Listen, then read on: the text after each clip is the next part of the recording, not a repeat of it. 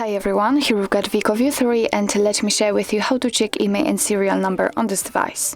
So actually we've got two different ways to check those unique numbers. The first one is using a secret code and the second is using the settings. Obviously I will show you both options in order that one of them just won't work. So let's begin with the secret code. Let's open the dialer because this is the place where we will enter it, and let me show you the code, which is very simple. It is *#06#. And as you can see, the device information just pops out, and thanks to this we can check both IMEI numbers and also a serial number attached to this device. Let's tap on OK and let me show you another code, another way to check those unique numbers in order that if for some reason the secret code didn't work. So let's enter the settings. Here we have to scroll down to the very bottom and tap on the system. Now let's tap on advanced and tap on about phone.